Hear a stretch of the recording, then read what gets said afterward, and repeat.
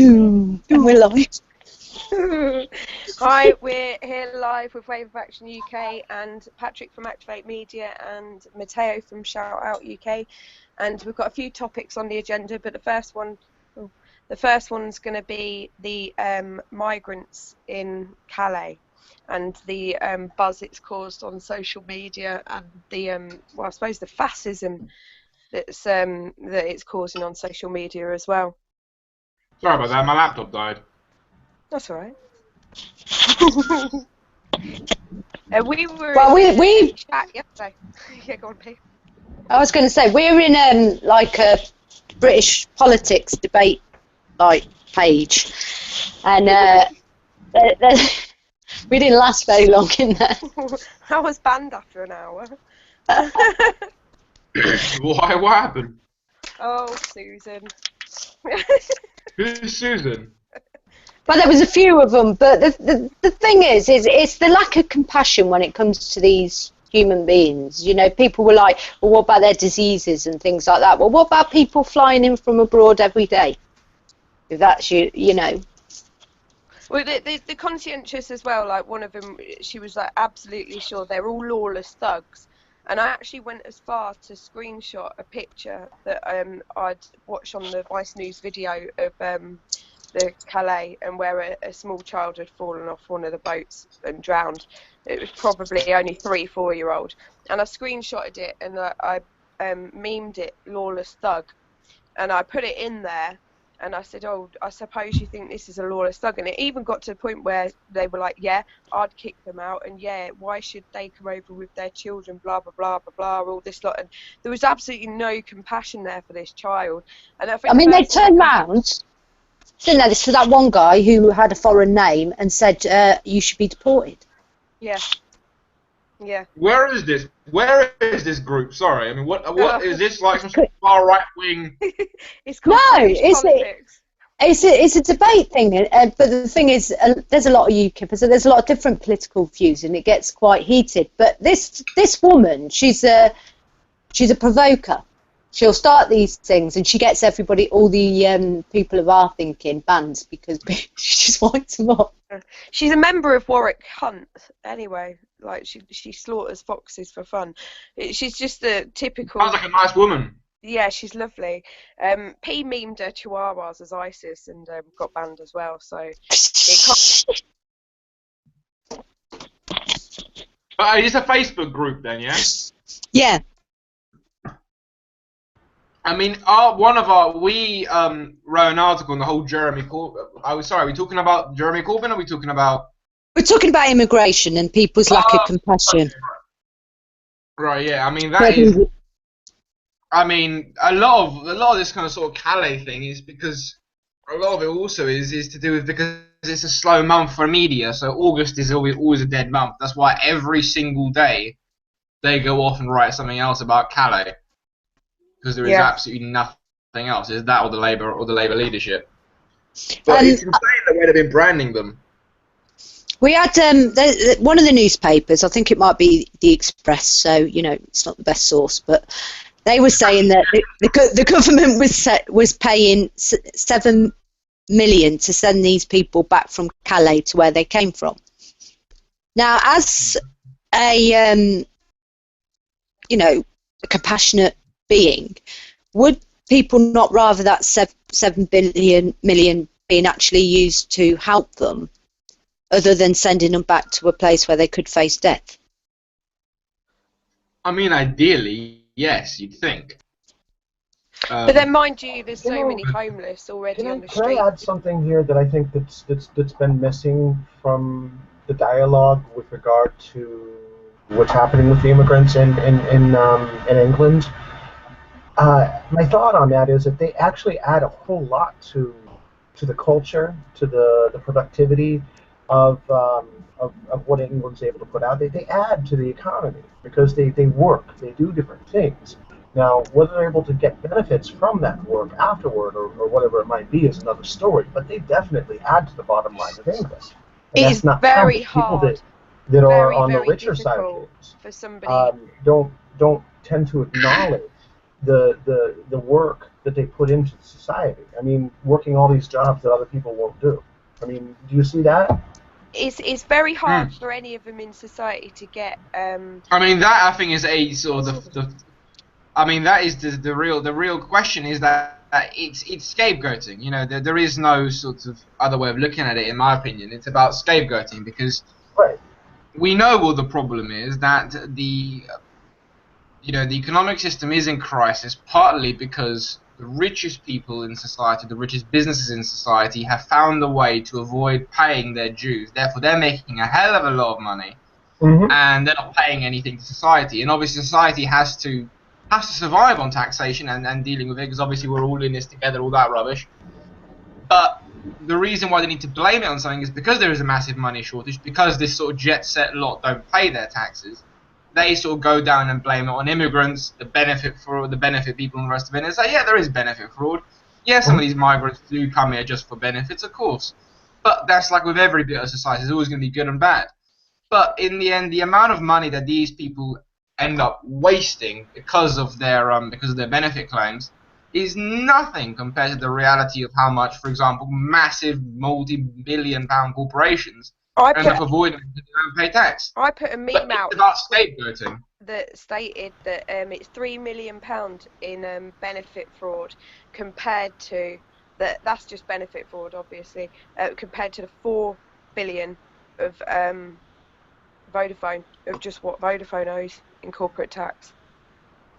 I think the meme there is. I think that meme, it says that Vodafone, if they paid the tax that they avoided, they could pay the entire benefit bill, not fraud. Entire benefit. Yeah, I thought so, because that meme went literally viral.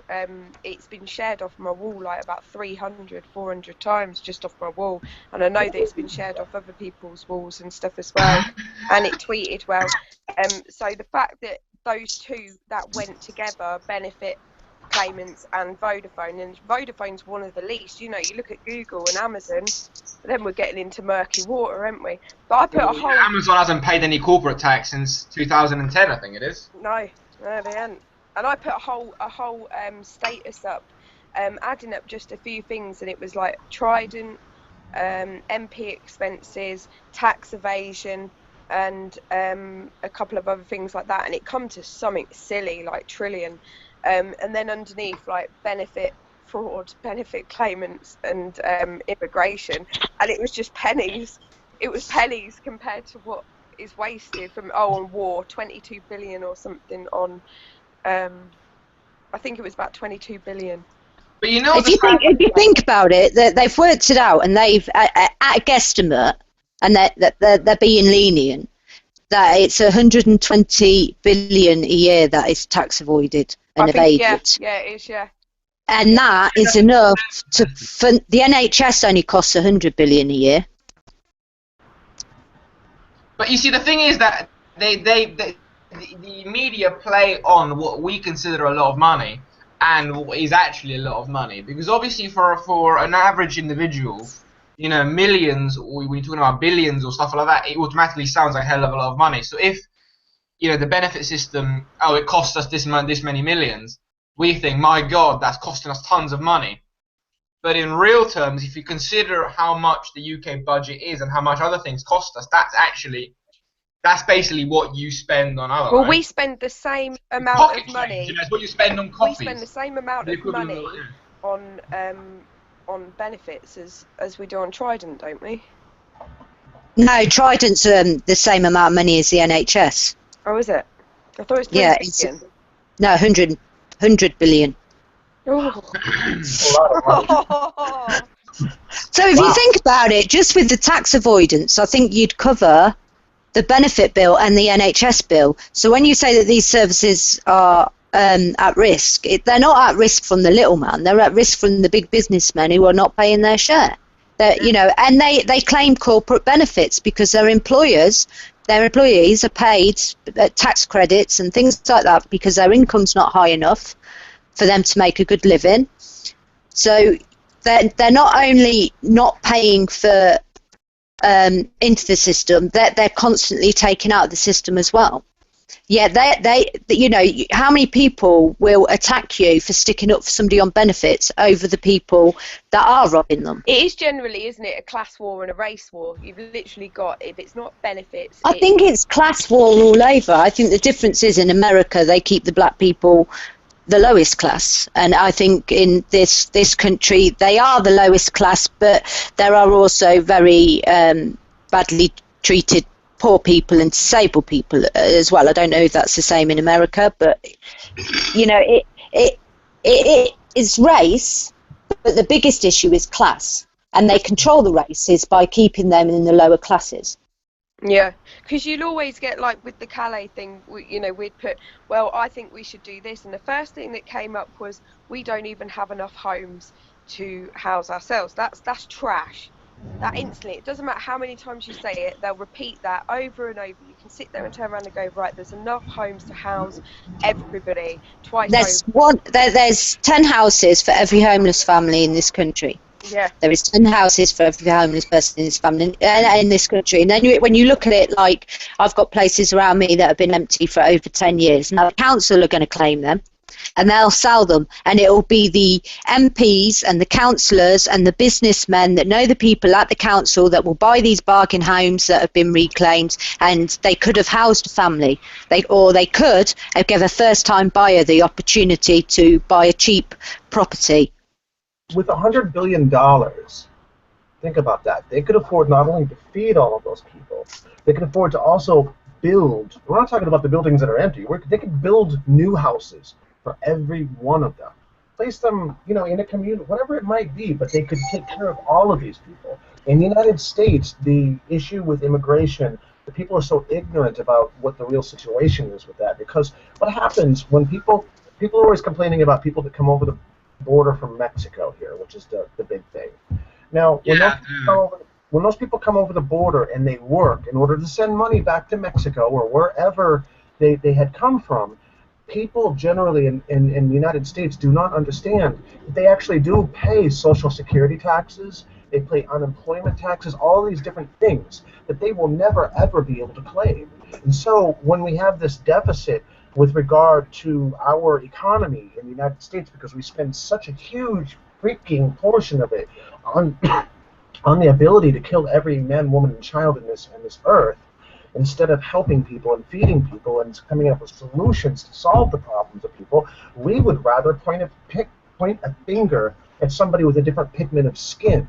The government, the oligarchy that we live in this country, tends to want to keep the races separate, to keep them segregated to some point to where they dislike each other. There are little things that happen with provocateurs that instigate racial problems between white people and black people. And that's above and beyond the stupid, ignorant statements that people make, like all lives matter, when they don't even comprehend that it's not that all lives don't matter. It's the fact that you're putting down and you're minimalizing the effect of saying that Black Lives Matter. By saying all lives matter, you're saying, no, you're not right. And that's wrong. Yeah, I've seen that meme quite a few times, actually. It gets Tenzin's goat up, doesn't it? I've seen him get angry at it. Because he's saying, like, yeah, that's fine. So you have a gay pride, and then you have a disability rights, and you have animal rights, but you're not allowed Black Lives Matter. Right. Exactly. Now, if I was even within the movement, Black Lives Matter is restricted. Exactly. Now, if I was a politician, now Bernie Sanders in this country in our elections handled it okay.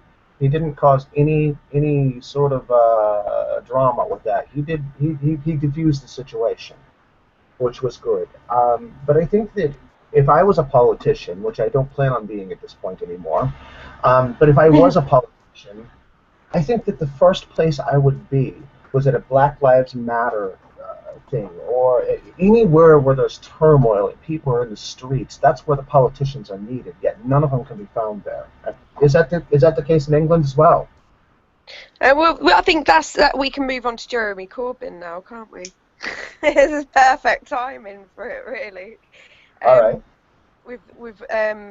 I would say that's it's reminiscent of what is actually happening in Britain with that. You know, you've got a politician that's standing up and saying, talking about the immigration, talking about cannabis, talking about these issues, disability and stuff like that. And they've literally, I don't know exactly what's happened, but I think I don't know if you remember, Matteo, but they've started blocking people from voting. Yeah, I mean it's absolutely disgusting. I mean we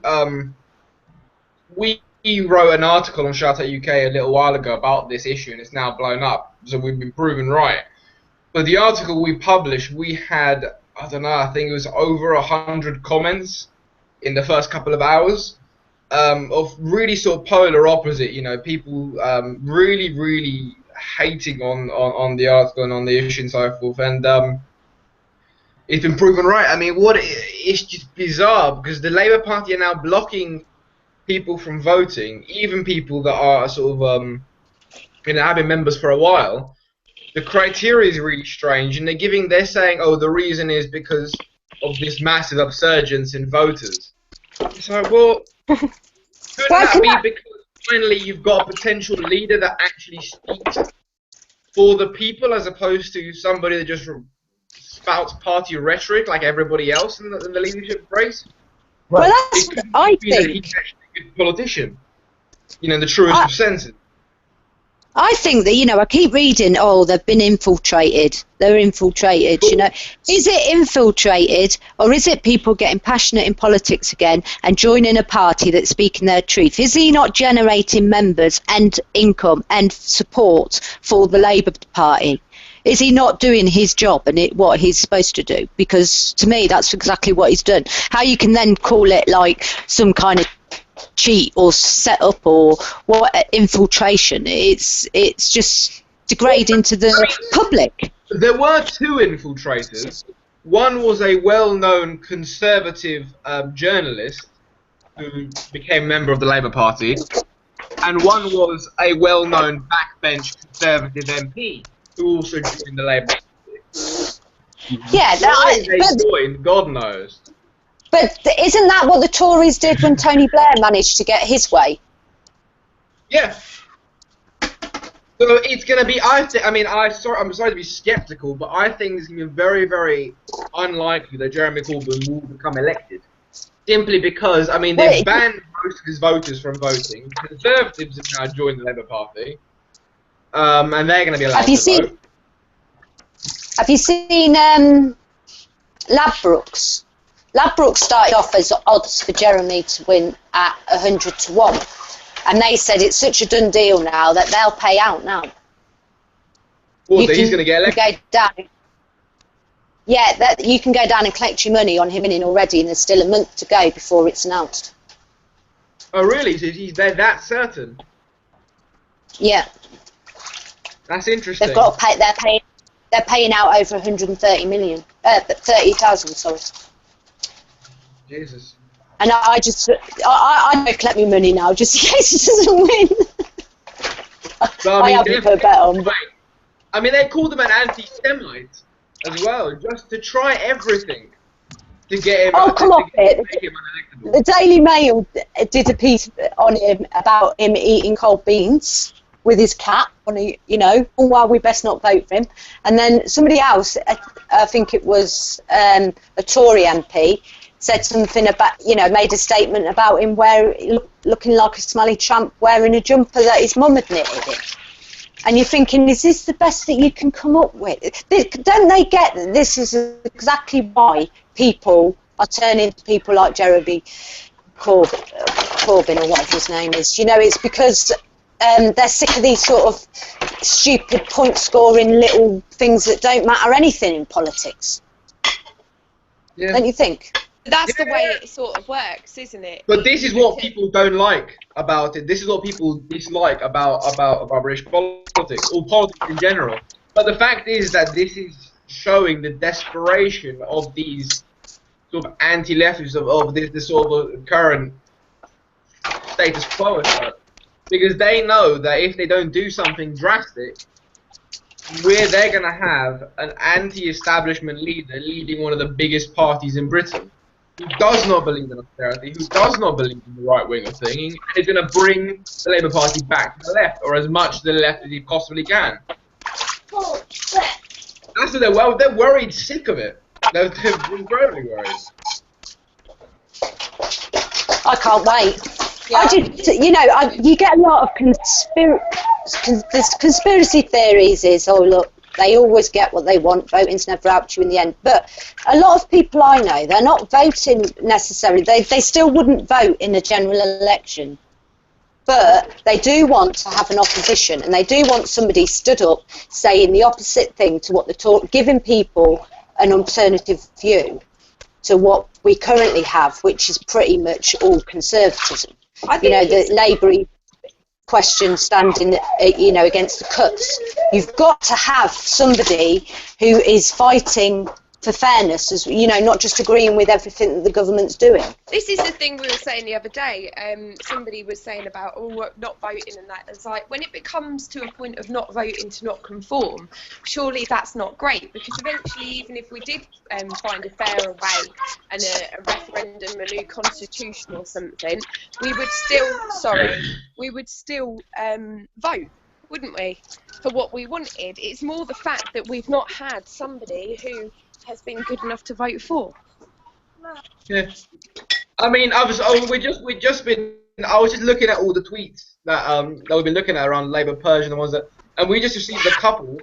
So a mainstream blog has been banned from the Labour leadership election. The Labour leadership banned one of their own election candidates from voting. My election is an vote. My friend's been banned because she stood for the to save the NHS in the general election. She's been banned, and is it Ken Loach? Now he's like a really old Labour man that was in the Labour Party for years, like miners, all that sort, you know, proper old school Labour. When it started getting all Tony Blairy, he decided this wasn't for him, and he left and joined that Left Unity. And now he's got somebody that's speaking his old views again. He wants to join the Labour Party again, and they're like, no. Now that man's done a lot for Labour over the years, and he shouldn't be punished because he stood by his political belief. And when they were getting more right-winged, he stepped away from the party, and now there's an option to go back to being more left-wing. He wants to join again. I can't see where there's an issue there. Surely, no, I think the whole party thing is wrong. I think that's what's wrong with it all. The fact that they're winning in parties rather than an individual constituent, you know, one person to stand for each constituent. But this is the thing, isn't it? They're literally they're fighting for what they believe and what their people believe. So if you can't have freedom of choice and voice, then the fact that even as a councillor, that's shocking, really, when you look at it in that kind of way, that even a councillor can't have freedom of speech and freedom of thought. Well, and you look at, I think that what they're going to do now is one of the other, or two of the other candidates are now going to pull out so that they'll get more votes for who they want in there against Jeremy. They've already tried that. They've already tried that. The two candidates fell out. On that because of infighting. They've already tried it. I can't remember who it was. The second favourite, and the woman turned around and said, "Oh yeah, you should stand down and let me go." And then the guy was like, "Yeah, but I'm second choice. Why would I stand down?" And yeah, they completely fell apart. So they've tried, but their infighting is just too much. Yeah. It's fear, though, isn't it? Fear. Yeah, it is. Are you having because I'm washing dishes.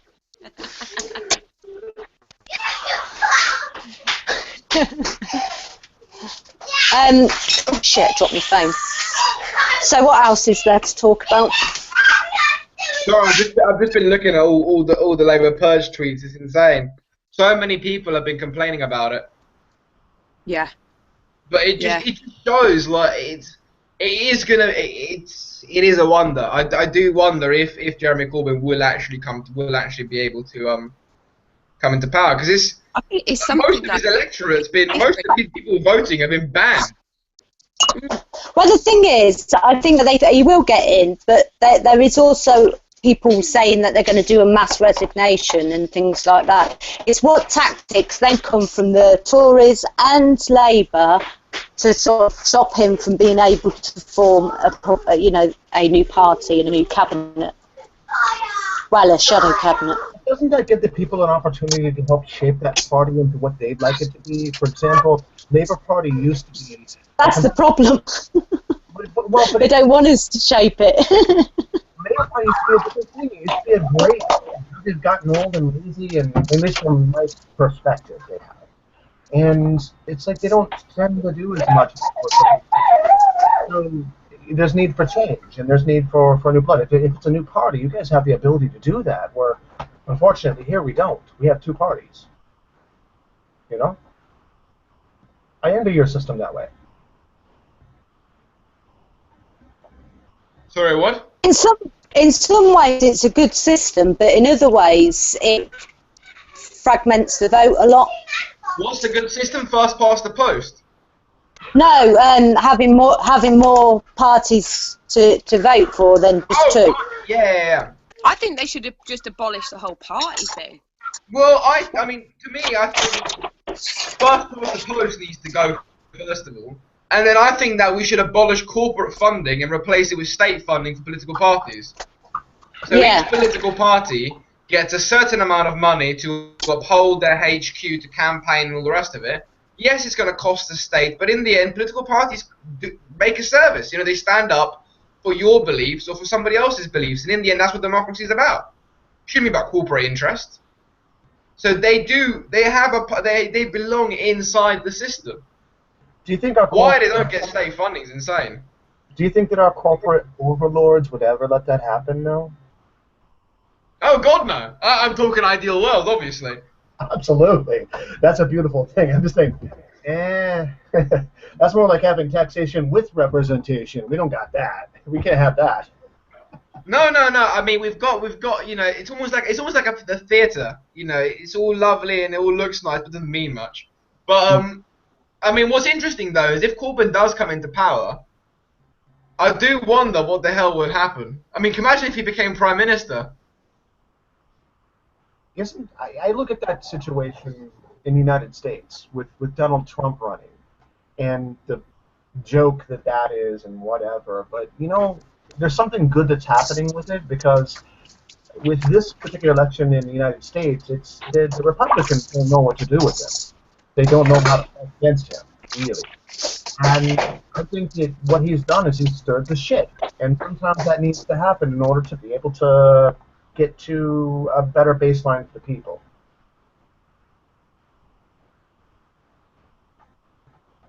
Sorry, He said some god awful stuff. What? Sorry? He said some god awful stuff. I can't hear you. What? She said that he said some god awful stuff. She's talking about Donald Trump. And Donald Trump. Yeah, he's a weird one. Oh, absolutely. But he is stirring the shit, so to speak. You know what I mean? It's like causing problems, which I view those kinds of problems as good, because it allows the people to manipulate the system a little bit better, the political system. You know what I mean? It becomes more important what the people's view is at that point, because it becomes more of a choice. It causes the Republicans that are debating against him for the nomination to be a presidential candidate, it causes them to kind of scurry around and react to him instead of being able to dictate with money the way they've done every other election. So it's a little bit different. I mean, but do I think he's serious? Do I think he's going to become president? No, absolutely. Do you think if he did, he'd get shot? Everybody keeps asking me that. Everybody, you know, one of my roommates asked me this morning. They said, you know, I think he's going to get shot before he gets elected. The Koch brothers will probably do Well, we do have this kind of thing going on, don't we? This trend where, you know, someone in kind of some influence who gets to the people seems to get shot. We're different, you see. They end up getting caught in like sex situations and stuff. Like one, he had like a bit of rope around his throat, and his missus had obviously strangled him too hard. But we know it's because he was doing something wrong. It's like Georgie Osborne, like sticking coke up his nose. It's going to be too long before he's going to end up disappearing off the chart. I can tell you. Your boy was in some kind of. I mean, yeah. I mean, we love to sort of humiliate. I think Britain prefers to assassinate people's characters. As opposed to actually assassinating them, you know, we love to shame the hell out of someone, so that no one takes them seriously. You know, that's the sort of British way of dealing with things. Right. God help America though if he was elected, because when he wanted to build that golf course up in Scotland, his behaviour was absolutely disgusting. I've heard. You know, he built literally walls outside people's bungalows, outside their windows, outside their doors. If you're not going to sell to me, I'm going to make it so you can't get water, that you can't get sewerage out your property. I'm going to force you out like vermin because you are I mean, he stood on the hill and basically said that these Scottish cottages that have been there for generations were a blight on his eyesight. You know, and the place where he built them was dunes. And you know, you've got like places that are protected as scientific places of interest, and the dunes up in Scotland were really a great place of science. They were really important to science, and he was allowed to move them, destroy them, just so he could have his golf course, and he didn't think twice about it. The tactics he used, you would actually, your country would be screwed if he was president. It wouldn't happen. Yeah, but Donald Trump is the equivalent of Nigel Farage. You know, he's a bit of a clown. I think I don't know, we're not really looking at the bigger picture on how lucky we are here, because look at Putin with the Olympics. He just like kind of knocked it out while they were still in their houses, at least. It was like... Yeah, but Russia's in a league on its own, isn't it? I mean, let's not, I mean, it's almost, I mean, what Putin does is, if it wasn't real, it would be hilarious. It is, yeah, and then he rides around like bare tops with a shotgun on a horse, you know, and you just look and think, oh. It's like, did you hear the story of the birds? Where he led those birds on a migration path. Did anyone else hear about that? No. Okay, this guy, bearing in mind this guy is the leader of one of the biggest countries in the world, and one of the most powerful. He took a week out of running the country because there was this flock of rare birds that needed to migrate east across Russia, but they had lost their way and they had missed it. So he, the scientists had built up this plane that released this scent to make the birds follow. So one of the people in the army, one of the Air Force, was supposed to sort of lead this plane along the whole of Russia. So you know, it's quite a while. And he said, "No, I'll do it." So he just got on this plane and just travelled the whole of Russia, leading these birds. It's a matter of leading Russia. I love it. There should be like cartoon sketches if it wasn't so bad, wouldn't it? It's just there are cartoon sketches. I like his. I was going to say, I like his. Bears topless, huh? With Putin, you can't forget that he's part of the KGB. He's part of the KGB thing, and he wants to see that system put back in place, the old USSR, because that's a system he thrived in. So as funny as all these things are, I mean, I'm amused just the same by him too. I mean, the whole thing with the bare-chested horse riding with the rifle and the whole, I mean, come on, give me a break. It's funny. But nonetheless, look at what he's doing with his satellite countries. Look what's happening. Look what's happening along that whole corridor, where they're forcibly taking back land or maneuvering things so they can get that fucking pipeline. It's all about the fuel. See, now I don't mind talking about America, right? Because they've got bigger fish to fry, like Sean King. But as far as Russia's concerned, right? I don't know how far Putin goes, even with little people. So I'm just gonna. Yeah, just slowly back out of this one. I've seen that shotgun and that bare chest.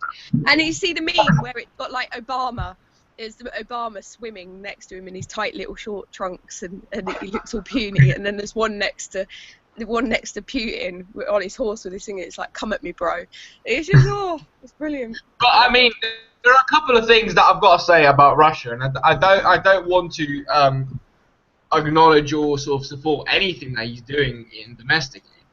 But the reason why I don't have much to say about Russia, but more to say about America, is because America has dominated the world for many, many years since the collapse of the Soviet Union. And because of that, they've done some really terrible things. And the fact that Russia has come back into play, what that does is it almost puts America in check, because America can't act like the bully around the world anymore, because you've got countries like Russia and China that have their own agenda. And although they are not great to their own citizens, they're not going around putting up, for example, they're not going around creating rebellions like America did in the late 80s and the late 70s. Put in Pinochet, they put in a ton of dictators replacing democracies. So although Russia and China are terrible to their own citizens, they haven't really sort of dominated the world with dictatorial rule quite like America has. Not that Putin, if he ever do you got think that maybe that their citizens are treated so badly, maybe austerity, sanctions, that kind of thing in their own country, and it's kind of a repercussion in the same way of the UK, where the people in the UK, I don't think they're bad people. I don't think they are. I just think that they're not enlightened to the situation, and I think if they knew the truth, really knew the truth, like without the pride getting in the way, that whole English Nazi pride, without that getting in the way, I really genuinely think that people aren't that bad. And you know, you look at Russia, we can turn just as quick as Russia can. We've seen it at the minute. There's so many people in the UK abusing people with disability, like no different from that Channel 4 documentary on Russia with the gays. But you know what's... Go on. Yeah, and you just think how close we are to that, and is it anything to do with the way the economy is and how far we've been pushed down the ranks? Whereas this could be the turntable.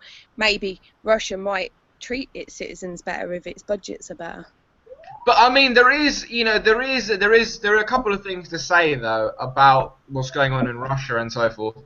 That I was speaking to an RT producer recently, and it was actually quite an interesting discussion, because it is about democracy isn't about freedom, and it isn't about equality. Democracy is about rule of the majority, and if the majority of, say, a country do not accept that being gay is not a choice, that it's acceptable because of religious things and so forth, then wouldn't it be anti-democratic for, say, Putin to give rights to gay people? I'm not saying he shouldn't. All I'm saying is that it's easy for us in the West, where we've had this education and we've been told time and time again, to the point where we now accept it, that being gay is just a part of who you could end up being, a part of what you're born with. It's just another sexual preference, basically. There is nothing to it apart from that. But how long did it take us in the West to learn this? And if we look at other countries, we're sort of saying to them, oh, it's terrible that you're treating your gay people like that. You're terrible this. Yes, it is terrible. But you can't force your ideologies on a population that isn't ready for that. I mean, Russia in a lot of ways is still quite, I wouldn't say ignorant, because they're not in certain ways, but they are very backward when it comes to social issues. And wouldn't it be wrong for us to put our ideals onto them, or wouldn't it be wrong for their government to put pressure and push them to have these equal rights when their people don't want that? It's a very difficult thing. I think when you look... It's simple, basically. Right, yeah, and when you look at, like, in this country, a lot of people aren't for it, whether we like it or not. Well, most people in Britain are for equal marriage. I mean, most people in Britain are. Otherwise, it wouldn't be legal. Even educated people sometimes remain... Well, they're not even that educated, but what I'm saying is that and we're open to talk about it in this country. We educate. Yeah, we educate in this country, but still, some of the people aren't ready to hear that. then you look at a country where they haven't had that education, and you expect them to be thinking better than our countrymen who have had that education. It's not going to happen, is it? Exactly. I mean, that's the point of Russia. It's in that position where, yes, it's wrong from our perspective, but who are we to judge on someone else's culture? I mean, it's something that I think that this RT guy was saying, that Russia, the people of Russia are changing their minds. It's just that it's not going to happen overnight. Nothing ever does. But what he was saying is that people are changing their minds. The Russian government are open to this. It's just that they need the people to be acceptant of it before they do it. Because Putin obviously wants to remain in power, so he's not going to do something that won't put him in a better position, but will put him dissuaded against the voters, against his people. It just wouldn't make any sense for him. Doesn't in the case of Russia in its history, and I know you guys know part of the history if you go way back. It all comes down throughout their history to an economical problem, and it comes down to resources. Russia needs resources. They take resources from the satellite countries. And this is what's going on right now, but it's a matter of survival of a very large country.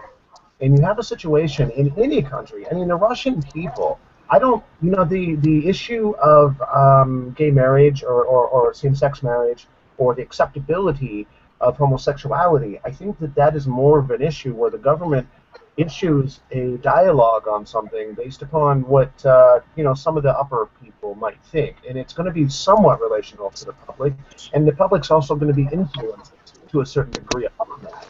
Right now in Russia, the economic situation that they're living with is caused directly by the United States reacting to them with regard to what's happening in the Ukraine financially. And this is why people in a lot of the satellite countries right now, with the austerity that they're living with, having lost all of their jobs and having to make all their concentration upon just growing a crop this year so that they can eat right now. This is going back to the same sort of situations that are very early in Russian history, where you run into very horrible instances of poverty so bad that you had cannibalism going on there. So you have a country with very historic economic issues, and a people that are very strong and very proud and can make it through anything if you look at their history. So it's just really a matter of the people. They're right in that matter. It's a matter of the people deciding that they want to support something or not support something, and that's really where our country in the United States does not emulate any sort of democracy at all. We're a republic, which is supposed to be a representational system, but yet money takes over there, just like it does in Russia with the elites, with the old system that is still somewhat in place. Yeah, I mean it's exactly like what you said. It's not that simple. I mean, no major change has ever come from the government, because the government is a representation of what the people want, supposedly, or Right. what businesses want, depending on the situation. But for example, gay rights in Britain was not started by the government; it was started by a campaign which eventually got enough traction to influence the government in a certain way. In Right. Russia, that hasn't happened yet. This guy from RT was saying that it is happening, and it is moving slowly, but as with every movement, there is a small growth, then there is violence from the police, then there is an even bigger growth, and eventually stuff kicks in. It's like the suffragettes, when women didn't get the vote. There was tons of sort of uproar from the government because the people didn't want it yet, and then eventually it was pushed through. Mm-hmm. One thing I would say, however, about Russia, which never gets into the media in the West, is that there is a lot of support in Russia for poverty-stricken areas. So, for example, you can go to eastern parts of Russia, and they will give you free land if you want to become a farmer. Mm-hmm. Education, to a vast extent, is still free there. Hospitals are still vastly free there, so there is a weird version of the NHS over there. I mean, let's not forget that it was Russia, the first place in the world to start educating women for free during the Soviet Union, under the policies of Lenin, which allowed men and women to go to education for free, go to university for free, so everyone had a decent form of education of some kind. and everyone had healthcare of some kind in the belief of a communist ideal. And then obviously Stalin turned it into what we know today, and the rest is history. But you know, there is elements there that we shouldn't throw away, and the hatred that we have for Russia here in the West is strictly and purely, my belief, from the propaganda that stemmed from the Cold War, because it doesn't make sense. I mean, yes, Russia doesn't have a democracy in a real sense, but okay, instead of choosing two people like we can or you can in America, they can only choose one person. So yes, we've got one more choice. Great. We got one more choice. Great. But if you look at, for example, the Middle East, I mean, shouldn't we be more pissed off at Saudi Arabia that treat their women like complete animals? But isn't that America? I mean, but yet they are our friends. Doesn't make sense if you think about it. Isn't that our problem because we enabled them to do that? Well, yeah. I mean, you're talking about manipulating satellite states in nearby Russia, but arguably the whole of the Middle East is a satellite state of the United States in a lot of ways. You know, Saudi Arabia is there strictly because of America and American money. You know, Saudi Arabia, the king of Saudi Arabia would have been overthrown years ago by the people if it wasn't for American money being dumped into police and all the rest of it. What do you think, Kiki? Well, I think it's different with especially with the current. There's going to be a shift with the currency at the minute, finding out where that's going to go and when that's going to come through, because obviously the dollar's not going to be the main. Well, it's petrodollar, isn't it? Right. So where would Saudi kind of end up in that kind of situation then? Do you know what I mean? The players are all going to shift on the board, I think. It's all down to the currency, isn't it? The petrodollar. And that's why window. And I think only then we can start seeing where players are going to start settling and what they're going to do. Because right now everyone's out of their seats, aren't they? You can't really see what's actually going to happen. Not really. No, you can't. You can't at all. It's really it's very interesting. It's very, very interesting what's happening realistically. Well, the Chinese situation fits in that very, very highly as well, because you know, if you look at the United States and then Russia, you look at the economic situation. You know, the issue with the devaluing of the Chinese currency is affecting all of our markets. And if you look at the what it actually accomplishes is it sucks jobs out and it sucks money out. Now, in this country, in the United States, we've got our politicians and presidents doing that already. And then you have the Chinese who are devaluing their currency, so it's affecting the dollar, the pound, all these other currencies because of that fight back and forth with petrodollar. You've got the issue of the Eastern, what do they call them, the block system that's coming in, and that is going in direct competition with the dollar or the petrodollar. So you're going to see a big split there. You have China doing what they're doing. So economically speaking, in the next 2 years, it's going to be a very interesting situation. I think it's going to be one of the most interesting times for a long time, actually.